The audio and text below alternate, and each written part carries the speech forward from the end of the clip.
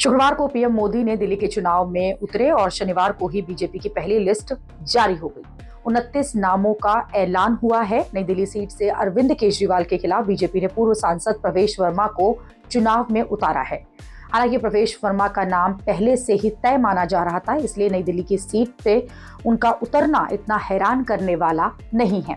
बड़ी बात यह है कि नई दिल्ली सीट से प्रवेश वर्मा को टिकट देकर बीजेपी ने यह संकेत दे दिया है कि चुनाव जीतने पर प्रवेश वर्मा ही दिल्ली के सीएम होंगे, क्योंकि बीजेपी तो उन्हें आम आदमी पार्टी के सीएम फेस केजरीवाल के खिलाफ चुनाव उतार रही है। और अगर दिल्ली में बीजेपी चुनाव जीतती है और प्रवेश वर्मा भी अरविंद केजरीवाल को हरा देते हैं तो स्वाभाविक तौर पर सीएम उम्मीदवार की रेस में उनका नाम ही सबसे आगे होगा।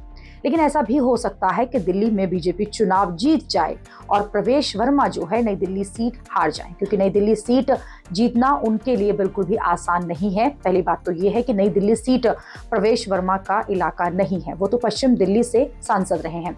दूसरी बात, इस सीट पर अरविंद केजरीवाल लगातार 3 बार जीतते आ रहे हैं। हालांकि ये भी कहा जा रहा है कि नई दिल्ली सीट इस बार अरविंद केजरीवाल के लिए मुश्किल होने वाली है, क्योंकि केजरीवाल के खिलाफ 10 साल की सत्ता विरोधी लहर है।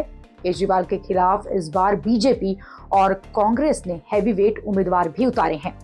प्रवेश वर्मा एक तरफ हैं, जो कि दिल्ली के सीएम रहे साहिब सिंह वर्मा के बेटे हैं। दूसरी तरफ संदीप दीक्षित हैं, जो कि दिल्ली की पूर्व सीएम शीला दीक्षित के बेटे हैं। संदीप दीक्षित के उतरने से अरविंद केजरीवाल के वोट बढ़ सकते हैं। ऐसे में उनके लिए ये चुनाव जीतना आसान नहीं होगा, उन्हें पूरा जोर लगाना पड़ेगा। हालांकि पिछले 3 चुनाव के अगर नतीजे देखें तो आंकड़े अभी भी केजरीवाल के बहुत फेवर में हैं, मजबूत हैं।